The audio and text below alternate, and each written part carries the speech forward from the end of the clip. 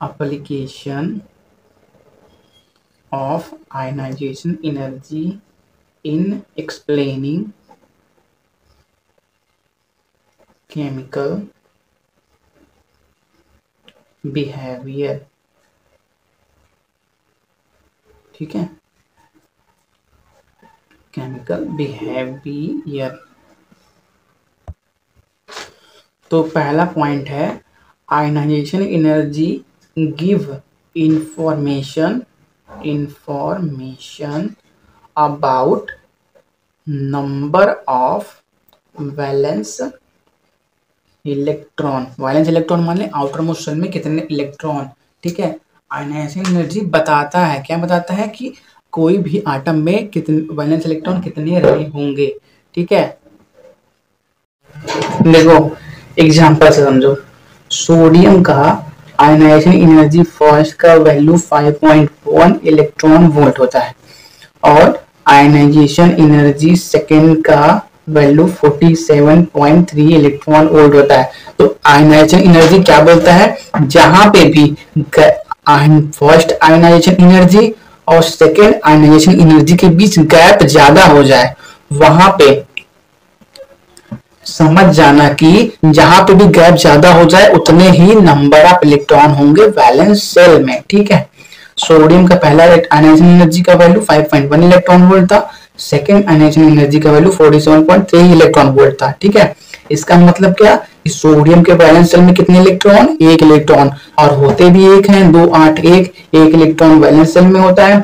Magnesium का बात करो तो आयनाइजेशन एनर्जी फर्स्ट कितना है 7.6 electron volt, ionisation energy second कितना है 15.03 इलेक्ट्रॉन वोल्ट और आयनाइजेशन एनर्जी थर्ड कितना है 77.3 इलेक्ट्रॉन वोल्ट।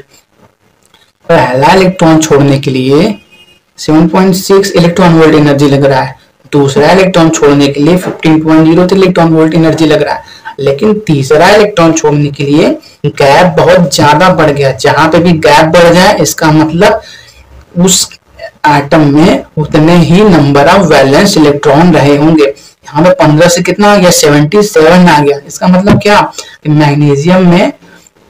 मैग्नीशियम के वैलेंस शेल में 2 इलेक्ट्रॉन होंगे और होते भी हैं। आपको क्वेश्चन ऐसे ही पूछेगा, कोई एलिमेंट दे देगा, उसके ionisation energy first second third fourth का वैल्यू दे देगा, फिर पूछेगा इसमें नंबर ऑफ इलेक्ट्रॉन किसमें है। जैसे क्वेश्चन देख लीजिए, एल्युमिनियम है, इसका ionisation energy first 5.7 electron volt है, ionisation energy second 18.1 electron volt है, ionisation energy third 27.1 electron volt है, ionisation energy fourth 154 electron volt है। तो find number of valence electron in aluminium atom. कुछ नहीं करना, बस क्या देखो, बस ये देखो कहां पे गैप बढ़ रहा है, 5 से 18, 18 से 27, 27 से 154, गैप सबसे बड़ा कहां पे है, यहां पे है। इसका मतलब क्या, एल्युमिनियम में कितने, एल्युमिनियम के वैलेंस शेल में कितने इलेक्ट्रॉन होंगे, 3 इलेक्ट्रॉन होंगे और होते भी हैं एल्युमिनियम के वैलेंस शेल में 3 इलेक्ट्रॉन। एल्युमिनियम का एटॉमिक नंबर कितना होता है 13, 1s2 2s2 2p6 3s2 3p1 2 8 2 1 3, valence shell में कितने इलेक्ट्रॉन, 3 इलेक्ट्रॉन। ठीक है, ये बात हुई आयनाइजेशन एनर्जी की। बात करें दूसरे एप्लीकेशन की तो elements whose ionization energy is low। ठीक है, जिनका आयनाइजेशन एनर्जी लो होगा वो क्या होंगे, वो मोर रिएक्टिव होंगे, मोर रिएक्टिव और स्ट्रॉन्ग रेड्यूसिंग नेचर शो करेंगे। रेड्यूसिंग नेचर शो कौन करते हैं, reducing agent, strong reducing nature show कौन करते हैं, जो रेड्यूसिंग एजेंट होते हैं। रेड्यूसिंग एजेंट कौन से होते हैं, जो ऑक्सीडेशन करते हैं। ये देखो यहाँ पे oxidation reduction, oxidation reduction, oxidising agent, agent, reducing agent. देखो, जो ऑक्सीडेशन करता है, ऑक्सीडेशन का मतलब क्या, लॉस ऑफ इलेक्ट्रॉन, अपने अंदर से इलेक्ट्रॉन को निकालना। जो ऑक्सीडेशन करता है वो क्या होता है, रिड्यूसिंग एजेंट होता है। और रिडक्शन का मतलब एडिशन ऑफ इलेक्ट्रॉन, अपने अंदर इलेक्ट्रॉन को लेना। जो रिडक्शन करता है वो क्या होता है, ऑक्सीडाइजिंग एजेंट कहलाता है। ठीक है, तो जिनका आयनाइजेशन एनर्जी का वैल्यू कम होगा वो क्या होंगे, वो ज़्यादा रिएक्टिव होंगे। कौन से होंगे, ये ग्रुप 1 वाले, क्योंकि इन सब का आयनाइजेशन एनर्जी अपने अपने पीरियड में सबसे कम है। सेकेंड ग्रुप की बात करें तो पूरे ग्रुप में, सॉरी सेकेंड पीरियड की बात करें तो पूरे सेकेंड पीरियड में लिथियम का आयनाइजेशन एनर्जी सबसे कम।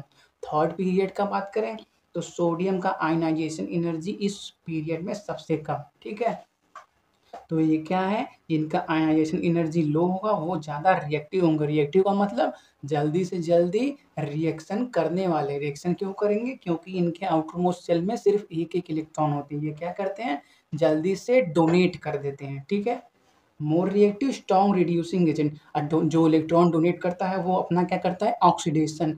ऑक्सीडेशन वाले क्या कहे जाते हैं, ऑक्सीडेशन, जो ऑक्सीडेशन करता है वो क्या होता है, रिड्यूसिंग एजेंट होता है। ठीक है, वो रिड्यूसिंग एजेंट होता है and are basic in nature.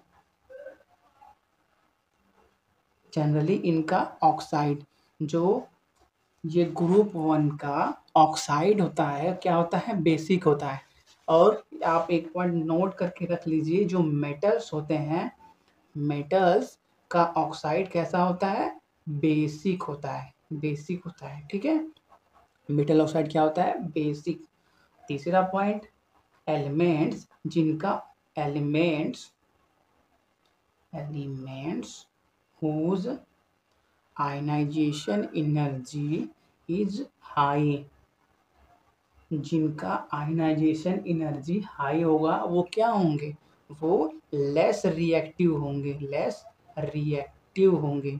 देखिए, रिएक्टिविटी और रिएक्टिव अलग अलग टर्म है। ठीक है, रिएक्टिविटी हमने पिछले लेक्चर्स में पढ़ा था, लेक्चर 1 या लेक्चर 2 में आपको मिल जाएगा कि रिएक्टिविटी होता क्या है। नहीं, शायद लेक्चर 3 है, उसमें आपको पूरा रिएक्टिविटी के बारे में मिल जाएगा कि होता क्या है। और रिएक्टिव का मतलब डोनेट करना, इलेक्ट्रॉन डोनेट करना को रिएक्टिव बोलते हैं। रिएक्ट पॉइंट एक ऐड करके लिख लीजिए कि रिएक्टिव का मतलब होता है इलेक्ट्रॉन डोनेट करने की टेंडेंसी, इलेक्ट्रॉन डोनेट करने की टेंडेंसी क्या बोलते हैं, रिएक्टिव। ठीक है, तो एलिमेंट जिनका आयनाइजेशन एनर्जी हाई होगा, किन का हाई होगा, इन लोगों का अपने अपने पीरियड में। ये पी ब्लॉक वालों का जैसे जैसे लेफ्ट से राइट आते जाएंगे आयनाइजेशन एनर्जी बढ़ता जाएगा। ठीक है, तो क्या होगा, ये लोग इलेक्ट्रॉन डोनेट नहीं करेंगे। क्यों नहीं करेंगे, क्योंकि इन सब के आउटर मोस्ट शेल में, फ्लोरीन की बात करें तो फ्लोरीन के outermost electronic atomic number 9 होता है। Electronic configuration 1s2 2s2 2p5। Outermost shell में कितने इलेक्ट्रॉन, 7 इलेक्ट्रॉन, 2,7। तो ये अब एक बार बताइए, ये 7 इलेक्ट्रॉन है तो ये क्या चाहेगा कि एक इलेक्ट्रॉन और मिल जाए जिससे ये स्टेबल हो जाए, नियॉन की तरह दिखने लगे। ठीक है, लेकिन नियॉन की तरह दिखने के लिए क्या क्या करना होगा, इसको इलेक्ट्रॉन लेना होगा। लेकिन रिएक्टिव का मतलब इलेक्ट्रॉन डोनेट करने का टेंडेंसी, इसीलिए एलिमेंट जिनका आयनाइजेशन एनर्जी हाई होता है वो लेस रिएक्टिव होते हैं, ठीक है, और स्ट्रॉन्ग ऑक्सीडाइजिंग एजेंट होते हैं, डाइजिंग SING एजेंट। आपको बताया था यहाँ रिडक्शन का मतलब एडिशन ऑफ इलेक्ट्रॉन, अपने अंदर इलेक्ट्रॉन लेना। कौन लेगा, कौन लेगा? ये सब लेंगे। क्यों लेंगे? नॉर्मल गैस की तरह दिखने के लिए। जब इलेक्ट्रॉन लेंगे तो रिडक्शन करेंगे अपना, और रिडक्शन कौन करता है? ऑक्सीडाइजिंग एज जो रिडक्शन करता है वो क्या कहलाता है? ऑक्सीडाइजिंग एजेंट कहलाता है। ठीक है, तो ये जिनका आयनाइजेशन एनर्जी हाई होगा वो क्या होंगे? लेस रिएक्टिव होंगे, स्ट्रॉन्ग ऑक्सीडाइजिंग एजेंट होंगे, और इनका जो ऑक्साइड होगा एसिडिक नेचर का होगा। And their nature of oxides are acidic, क्योंकि ये सब नॉन मेटल्स हैं। नॉन मेटल का ऑक्साइड कैसा होता है? एसिडिक। ठीक है, और स्टार पॉइंट लिख लीजिए कि जितने भी ये सब बात हो रहा है आयनाइजेशन एनर्जी की एप्लीकेशन का ये सब, ठीक है, नोबल गैस पे फॉलो नहीं होता, एक्सेप्ट नोबल गैसेस। जितना भी आपने पॉइंट पढ़ा वो सब नोबल गैस पे फॉलो नहीं होता। ठीक है, ये बात हो गई आयनाइजेशन एनर्जी के एप्लीकेशन के बारे में। यहाँ पे हमारा आयनाइजेशन एनर्जी का टॉपिक कंप्लीट होता है। वीडियो से रिलेटेड कोई भी डाउट हो तो आप हमसे कमेंट में पूछ सकते हैं, या आप हमसे इंस्टा पे भी पूछ सकते हैं। इंस्टा आईडी लास्ट में ऐड कर दी जाएगी। तब तक के लिए ऑल द वेरी बेस्ट, खुश रहिए। और हाँ, पिछले लेक्चर का जब हम इलेक्ट्रॉन एफिनिटी पढ़ रहे थे उसका एक टॉपिक रह गया था, factor affecting electron affinity topic था, वो रह गया था, जिसको हम इस वीडियो लेक्चर के लास्ट में हम कवर कर दे रहे हैं। ठीक है, तो टॉपिक है फैक्टर्स अफेक्टिंग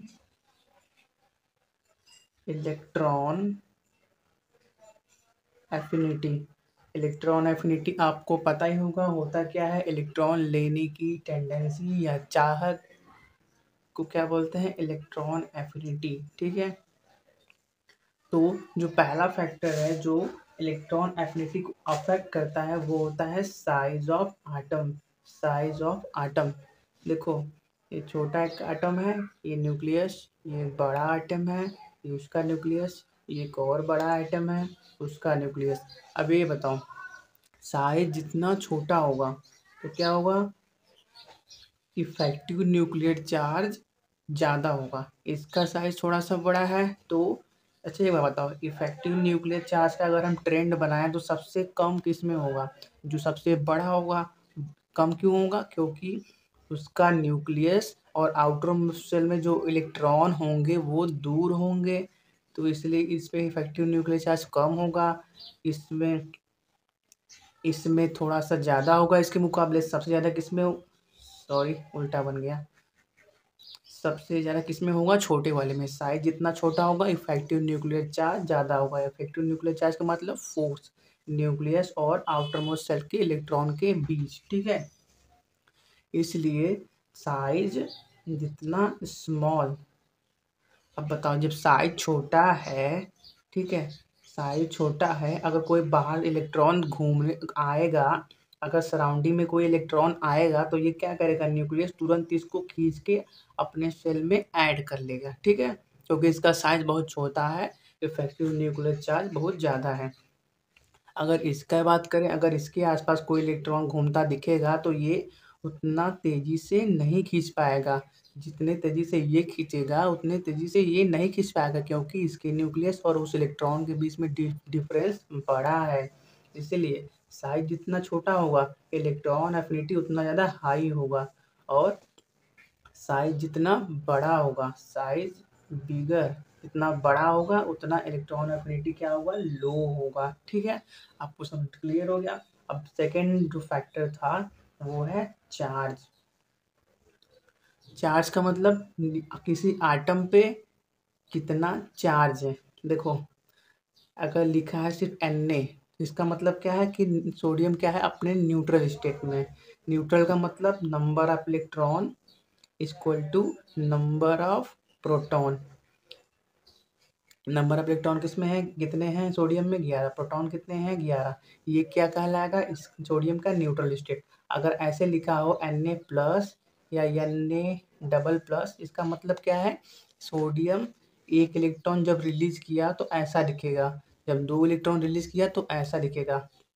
इस टाइम पे इसमें 10 इलेक्ट्रॉन होंगे, 11 प्रोटॉन होंगे। इस टाइम पे 9 इलेक्ट्रॉन होंगे और 11 प्रोटॉन होंगे।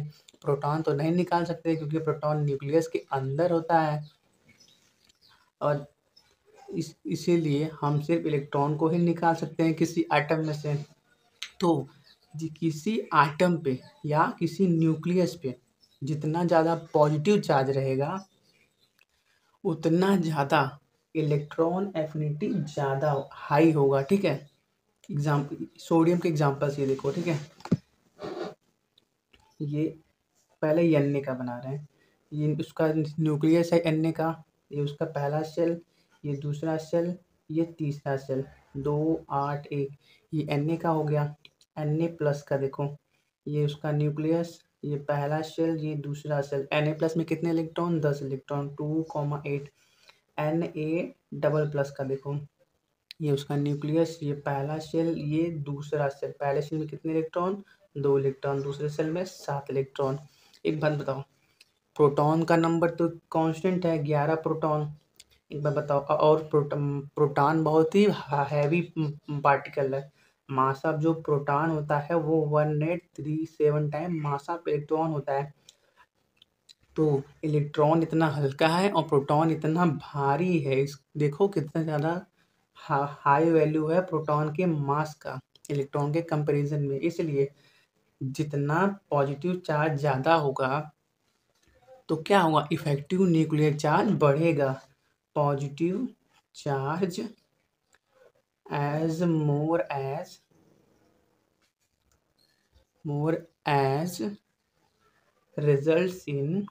results in increase in effective nuclear charge. Effective nuclear charge क्यों बढ़ेगा? क्योंकि अगर ये न्यूट्रल स्टेट वाला है तो इफेक्टिव न्यूक्लियर चार्ज का मतलब इस वैलेंस सेल और इसके बीच का फोर्स ऑफ अट्रैक्शन। यहाँ देखो, इफेक्टिव न्यूक्लियर चार्ज का मतलब इन जो 8 इलेक्ट्रॉन हैं इस वाले सेल में देखो, पहले 2 8 8 1 था, इसलिए ये वाला वैलेंस सेल था। जब एक इलेक्ट्रॉन निकल गया तो वैलेंस सेल कौन सा कहलाएगा? यही ना कहलाएगा Na प्लस के केस में। ठीक है, और जब 2 इलेक्ट्रॉन निकल जाए तो ये फिर भी यही वाला सेल कहलाएगा क्या? Valence shell. तो देखो, डिस्टेंस जितना ज़्यादा होगा इफेक्टिव न्यूक्लियर चार्ज उतना कम होगा। डिस्टेंस न्यूक्लियस और वैलेंस सेल के इलेक्ट्रॉन के बीच जितना कम होगा इफेक्टिव न्यूक्लियर चार्ज उतना हाई होगा। ठीक है, इसलिए जितना ज़्यादा पॉजिटिव चार्ज होगा उतना ज़्यादा रिजल्ट में किस में होगा? इंक्रीज करेगा क्या? Effective nuclear charge. And therefore electron affinity will be high. ठीक है, electron affinity will be high. Electron affinity का मतलब जब कोई एटम में इलेक्ट्रॉन ऐड करोगे तो उसके बाद वो अब स्टेबल हो जाएगा। देखो, अपने अंदर ऐड क्यों करेगा? स्टेबिलिटी को पाने के लिए। ठीक है, अगर कोई एटम है, सोडियम ऐसे फॉर्म में है, ऐसे फॉर्म में है, ऐसे फॉर्म में है, तो इनमें से किस में एक इलेक्ट्रॉन ऐड करो कि वो सबसे ज़्यादा स्टेबल हो जाए? 2 8 1। इसमें ऐड करो तो क्या बनेगा? 2 8 2 बन जाएगा। इसमें ऐड करोगे तो 2 8 एक एक्स्ट्रा सेल बनाना पड़ेगा इसको। इसमें एक इलेक्ट्रॉन ऐड करोगे तो क्या होगा? 2 7 है 8 हो जाएगा। नोबल गैस कौन से होता है? एटॉमिक नंबर 10 का नियॉन, उसकी तरह दिखने लगेगा। तो जितना ज़्यादा एटम पे पॉजिटिव चार्ज ज़्यादा होगा उसका इलेक्ट्रॉन एफिनिटी उतना ज़्यादा होगा। इलेक्ट्रॉन एफिनिटी माने इलेक्ट्रॉन लेने की टेंडेंसी। इलेक्ट्रॉन उतनी तेज़ी से लेगा और अपने खुश हो जाएगा कि वो अब क्या हो चुका है? स्टेबल हो चुका है। तो क्या करेगा? अपने अंदर का जितना भी एक्स्ट्रा एनर्जी रखा होगा वो क्या करेगा? रिलीज कर देगा। ठीक है, तो जितना ज़्यादा positive charge effective nuclear charge उतना ज़्यादा, जिसकी वजह से इलेक्ट्रॉन एफिनिटी उतना ज़्यादा हाई। इफेक्टिव न्यूक्लियर चार्ज ज़्यादा होने से क्या हुआ? साइज छोटा हो गया। साइज छोटा हो गया, इफेक्टिव न्यूक्लियर चार्ज मतलब न्यूक्लियस पावरफुल हो गया। तो क्या किया? इलेक्ट्रॉन को और तेजी से अपने पास खींच लिया। इसीलिए साइज छोटा, इसलिए इलेक्ट्रॉन एफिनिटी हाई। साइज जितना आटम का छोटा होगा उसका इलेक्ट्रॉन एफिनिटी उतना ज़्यादा हाई होगा। ठीक है, यही 2 फैक्टर थे जिन पे इलेक्ट्रॉन एफिनिटी अब डिपेंड करता है। यही एक टॉपिक जो था बचा था पिछले लेक्चर से। तब तक के लिए all the very best, have a nice day.